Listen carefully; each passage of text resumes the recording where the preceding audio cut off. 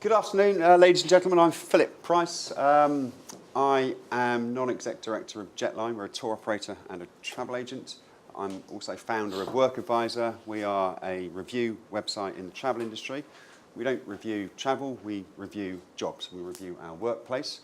Not here to talk about that, but I can talk about it later if you care to. And I was lucky enough to be marketing director at P&O Cruises for 10 years, and before that, I was head of marketing at Royce motor cars as well. So I'm talking today about travel, and I've been asked to talk about some of my learnings, what's really caught my eye recently, innovations in travel. That's me as well. Much nicer picture. Digital journeys in travel. First of all, a chart. Just the one, Jenny, just the one. A graph. I make no apologies today to say that I'm going to talk a bit about outbound as well. Whilst inbound is very important, it's rather the topic of today, we go more on holiday outbound, we spend a lot more money on outbound. The red line is outbound, peaking in July 16 at 9 million outbound visits a year. I think Will support this. And this is inbound at just over 3.6 million visits. The interesting thing is that these two lines are converging, and I think that is the topic for today. Why are they converging? Because we know why people are struggling to go abroad because of sterling, and we know why people are enjoying coming to the UK. So whilst inbound is vitally important, I'm going to just do a couple of things about outbound as well, if that's okay. First thing, Airbnb. I love Airbnb. Anybody used Airbnb? What a brilliant concept that is, to rent a room somewhere in someone else's house inexpensively, and then the host makes money out of it. Brilliant concept. No, it's not. The humble B&B has been with us forever. What Airbnb did, in my opinion, is transform, to use Will's word, transform something that already happened in a digital platform. A stunning digital platform that makes it effortless for hosts to go on board and for people to book a room with Airbnb. Oh, just by the way, where did anybody know where the air comes from in Airbnb? A little bit of homework? Well, yeah, it was the mattress. The three guys, the founders, in their student accommodation, or their house in San Francisco, it was I think we call it house of multiple occupation, we would call it. And they had a loft, and they put some air beds, mattresses in the loft, and let them out to cash-strapped salesmen, students, whatever. And that's where the Airbnb comes from. So what they've done is they've taken a very simple concept and transformed it in a digital age. It is fantastic, the Airbnb thing. A couple of things I really like about Airbnb is how they sell it. Because it's not just a platform to go and rent a B&B room. Their whole marketing strategy, a bit of brand here, is don't go there, live there. Talking about authentic experiences, Kurt, you actually go and live in that part of the city. I know it sounds simple, but they've taken that and marketed it and extremely well. This is a video. I know we're probably short for time, guys, are we? I don't know. No? Is this wired in with it play? Yeah, it worked earlier, so... Oh, okay.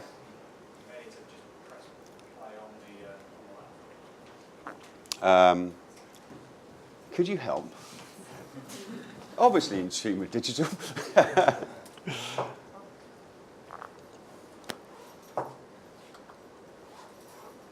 what I love about Airbnb. Don't go to Paris. Don't talk Paris. And please don't do Paris. Live in Paris. When you Airbnb in Paris, you have your own home. Make your bed. Cook. You know, the stuff you normally do. Don't go to LA. Don't go to New York. Don't go to Tokyo. Live there. Live in Malibu. Live in the East Village. Live in Shinagawa. Feel at home. Anywhere. Do your regular routine.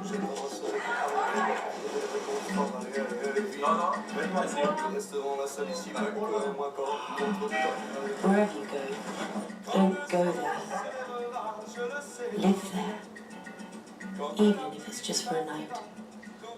What a brilliant way of explaining what they do, B&Bs. The other thing I love about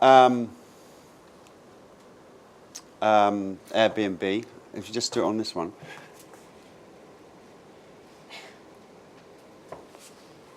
thanks Andy, is their, what they call is the city host beta.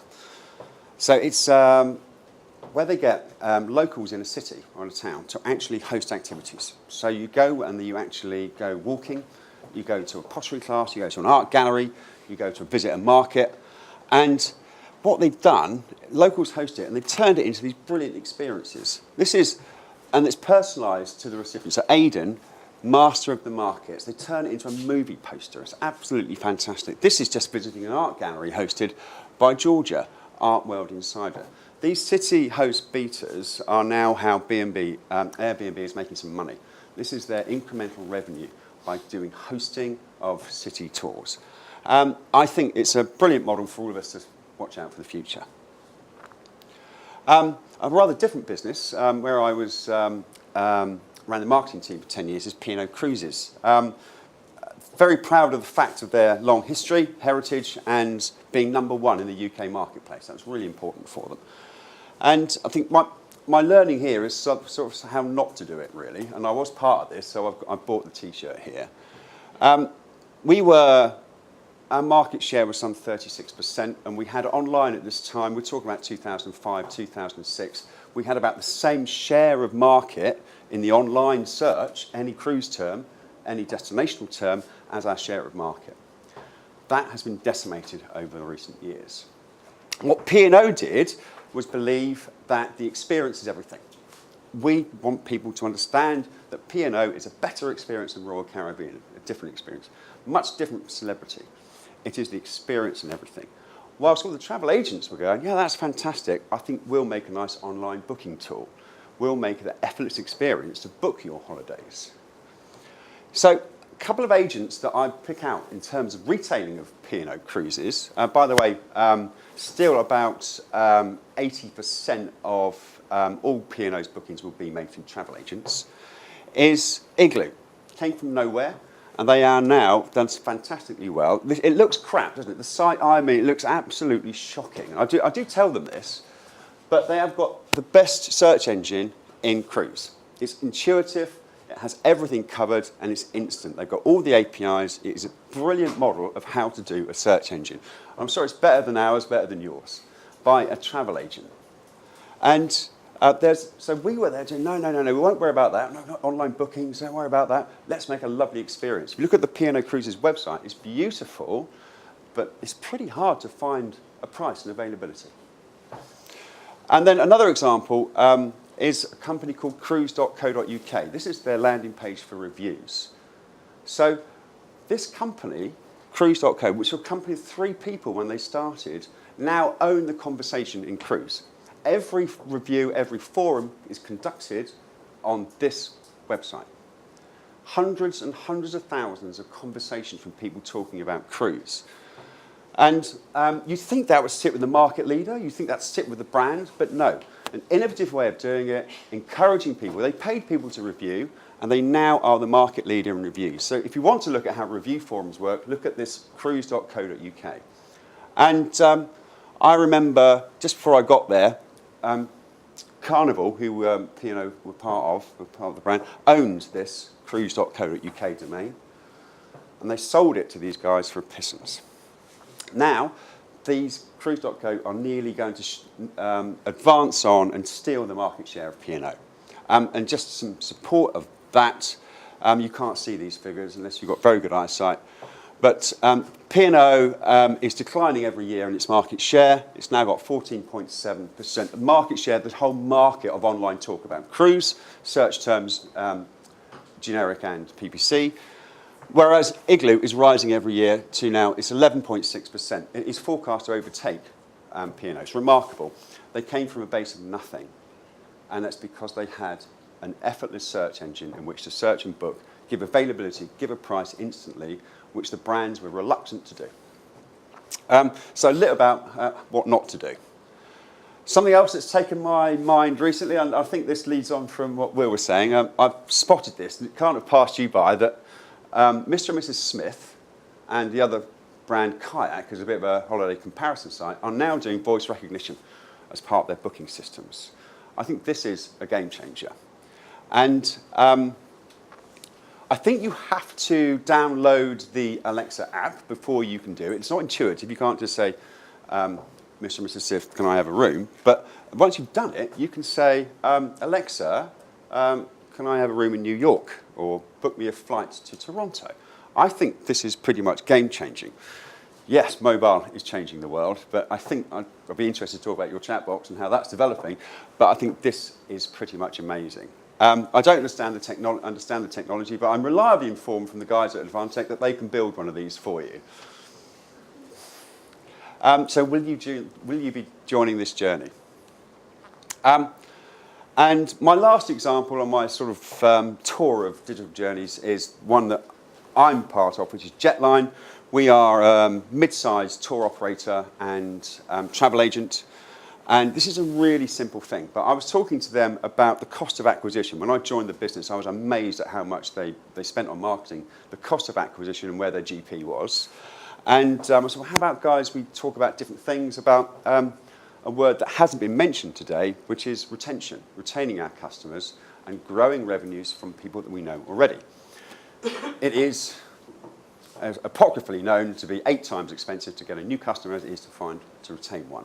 So we talked about that, and I gave them a bit of a project, and they came up with this rather simple, oh, sorry, I just go through this, that's a bit dull.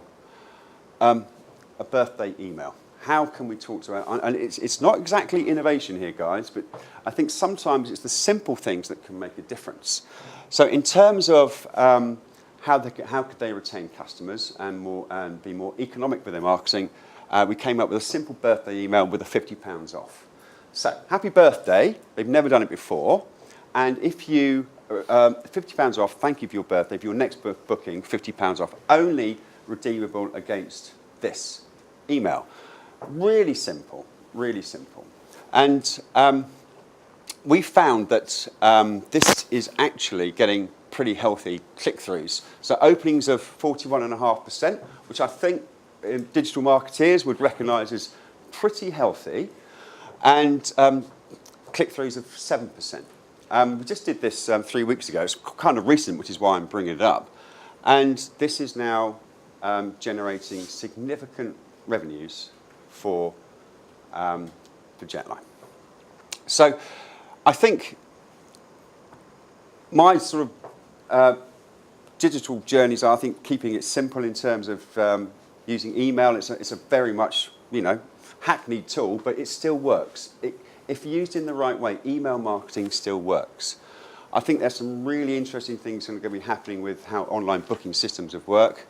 And I've just, for my own sake, I've learned from P&O Cruises, maybe to, maybe something to my my own chagrin, that if you don't make the booking experience effortless, as cruise agents have done, you will miss out. So that's pretty much it on my ramblings. Happy to talk to you later about any of that or about WorkAdvisor. So thank you very much.